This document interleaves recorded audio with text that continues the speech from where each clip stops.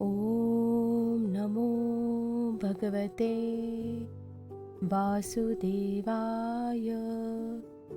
17वां अध्याय। महाराज परीक्षित द्वारा कलयुग का दमन। सूत जी कहते हैं, शौनक जी, वहां पहुंचकर राजा परीक्षित ने देखा कि एक राजवेशधारी शूद्र हाथ में डंडा लिए हुए हैं और गाय बैल के एक जोड़े को इस तरह पीटता जा रहा है जैसे उनका कोई स्वामी ही न हो।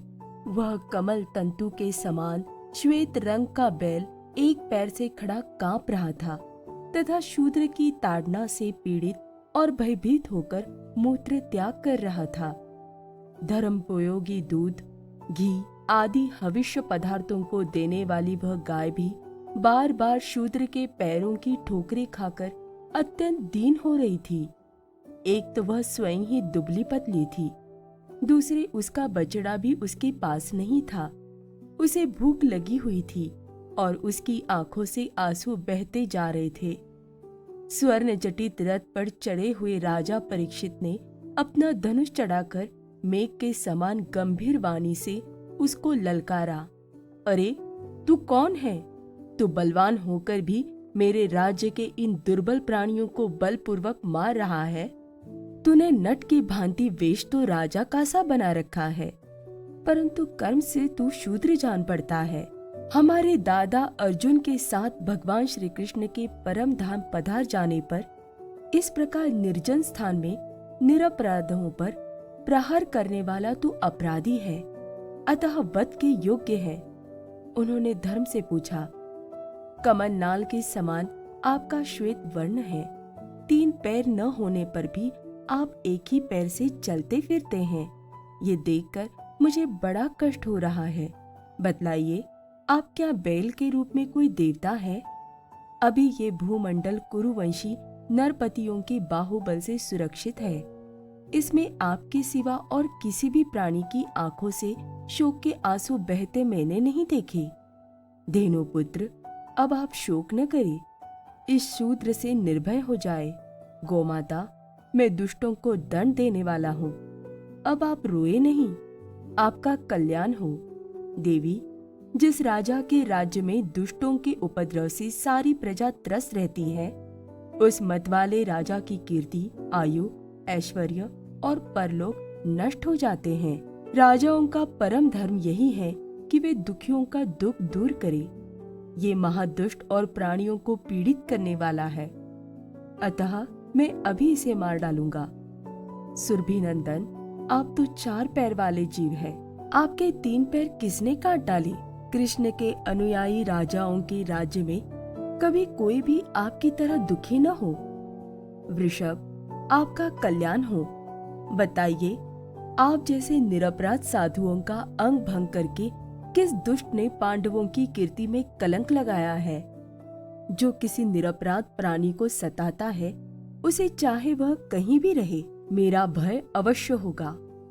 दुष्टों का दमन करने से साधुओं का कल्याण ही होता है। जो उदंड व्यक्ति निरपराध प्राणियों को दुख देता है, वह चाहे साक्षात देवता ही क्यों न हो, मैं उसकी बाजूबंद से विभूषित भुजा को काट डालूंगा।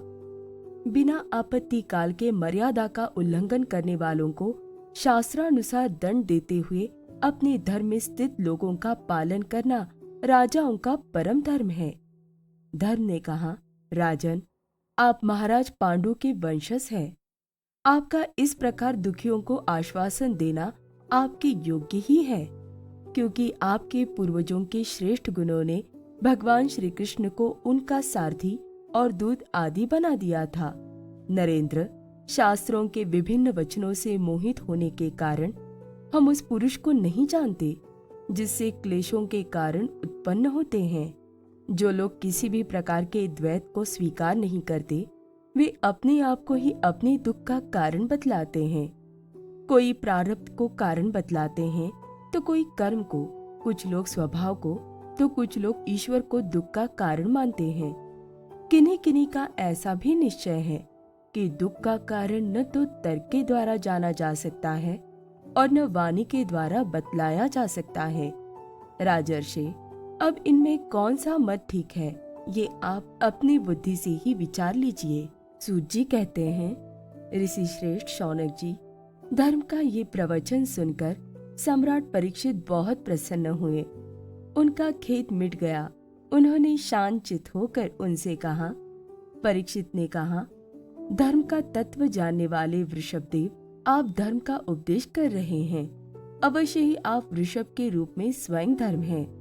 आपने अपने को दुख देने वाले का नाम इसलिए नहीं बताया है कि अधर्म करने वाले को जो नरकादि प्राप्त होते हैं, वे ही चुगली करने वाले को भी मिलते हैं। अथवा यही सिद्धांत निश्चित है कि प्राणियों के मन और वाणी से परमेश्वर की माया के स्वरूप का निरूपण नहीं किया जा सकता। धर्मदेव, सत्य युग में आपके 4 चरण थे, तप, पवित्रता, दया और सत्य।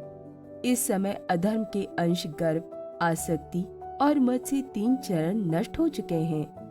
अब आपका 4था चरण केवल सत्य ही बच रहा है। उसी के बल पर आप जी रहे हैं। असत्य से पुष्ट हुआ ये अधर्म रूप कलयुग उसे भी ग्रास कर लेना चाहता है। ये गौ माता साक्षात पृथ्वी है। भगवान ने इनका भारी बोझ उतार दिया था और ये उनके राशि राशि सौंदर्य बिखेरने वाले चरण चिन्हों से सर्वत्र उत्सवमयी हो गई थी। अब ये उनसे बिछुड़ गई है।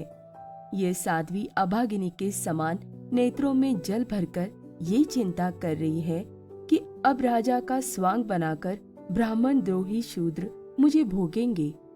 महारथी परीक्षित ने इस प्रकार धर्म और पृथ्वी को सांत्वना दी। फिर उन्होंने अधर्म के कारण रूप कलयुग को मारने के लिए तीक्ष्ण तलवार उठाई। कलयुग ताड़ गया कि ये तो अब मुझे मार ही डालना चाहते हैं। अतः झटपट उसने अपनी राज चिन्ह उतार डाले और भय विवल होकर उनके चरणों में अपना सिर रख दिया। परीक्षित बड़े यशस्वी, दीनवत्सल और शरणागत रक्षक थे। उन्होंने जब कलयुग को अपने पैरों पर पड़े देखा तो कृपा करके उसको मारा नहीं, अपितु हंसते हुए से उससे कहा।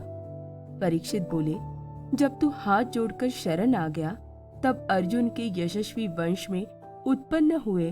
परीक्षित बोले, जब तू हाथ जोड़कर शरण आ गया तब अर्जुन के यशस्वी वंश में उत्पन्न हुए किसी भी वीर से तुझे कोई भय नहीं है, परंतु तू अधर्म का सहायक है, इसलिए तुझे मेरे राज्य में बिल्कुल नहीं रहना चाहिए। तेरे राजाओं के शरीर में रहने से ही लोभ, झूठ, चोरी, दुष्टता, स्वधर्म त्याग, दरिद्रता, कपट, कलह, दम और दूसरे पापों की बढ़ती हो रही है। अतः अधर्म के साथी इस ब्रह्मावर्त में तू एक क्षण के लिए भी नहीं ठहरना, क्योंकि ये धर्म और सत्य का निवास स्थान है। इस क्षेत्र में यज्ञ विधि के जानने वाले महात्मा यज्ञों के द्वारा यज्ञ पुरुष भगवान की आराधना करते रहते हैं। इस देश में भगवान श्री हरि यज्ञों के रूप में निवास करते हैं। यज्ञों के द्वारा उनकी पूजा होती है और वे यज्ञ करने वालों का कल्याण करते हैं। वे सर्वात्मा भगवान वायु की भांति समस्त चराचर जीवों के भीतर और बाहर एक रस स्थित रहते हुए उनकी कामनाओं को पूर्ण करते रहते हैं। सूत जी कहते हैं, परीक्षित की ये आज्ञा सुनकर कलयुग सिहर उठा। यमराज के समान मारने के लिए उद्यत हाथ में तलवार लिए हुए परीक्षित से वह बोला। कली ने कहा, सार्वभौम, आपकी आज्ञा से जहाँ कहीं भी मैं रहने का विचार करता हूँ, वही देखता हूँ कि आप धनुष पर बाण चढ़ाए खड़े हैं। धार्मिक शिरोमणि, आप मुझे वह स्थान बतलाइए जहाँ मैं आपकी आज्ञा का पालन करता हुआ स्थिर होकर रह सकूं। सूत जी कहते हैं, कलयुग की प्रार्थना स्वीकार करके राजा परीक्षित ने उसे 4 स्थान दिए: द्यूत, मद्यपान, स्त्री संग और हिंसा। इन स्थानों में क्रमशः असत्य, मद, आसक्ति और निर्दयता, ये 4 प्रकार के अधर्म निवास करते हैं। उसने और भी स्थान मांगे। तब समर्थ परीक्षित ने उसे रहने के लिए एक और स्थान, सुवर्ण, धन दिया। इस प्रकार कलयुग के 5 स्थान हो गए: झूठ, मद, काम, वैर और रजोगुण। परीक्षित के दिए हुए इन्हीं 5 स्थानों में अधर्म का मूल कारण कली उनकी आज्ञाओं का पालन करता हुआ निवास करने लगा। इसलिए आत्म कल्याणकामी पुरुष को इन 5 स्थानों का सेवन कभी नहीं करना चाहिए। धार्मिक राजा, प्रजा वर्ग के लौकिक नेता और धर्मोपदेष्टा गुरुओं को तो बड़ी सावधानी से इनका त्याग करना चाहिए। राजा परीक्षित ने इसके बाद वृषभ रूप धर्म के तीनों चरण तपस्या, शौच और दया जोड़ दिए और आश्वासन देकर पृथ्वी का संवर्धन किया। वे ही महाराज परीक्षित इस समय अपने सिंहासन पर, जिसे उनके पितामह महाराज युधिष्ठिर ने वन में जाते समय उन्हें दिया था, विराजमान हैं। वे परम यशस्वी सौभाग्य भाजन चक्रवर्ती सम्राट राजर्षि परीक्षित इस समय हस्तिनापुर में कौरव कुल की राज्य लक्ष्मी से शोभायमान हैं। अभिमन्यु नंदन राजा परीक्षित वास्तव में ऐसे ही प्रभावशाली है, जिनके शासन काल में आप लोग इस दीर्घकालीन यज्ञ के लिए दीक्षित हुए हैं। ओम नमो भगवते वासुदेवाय।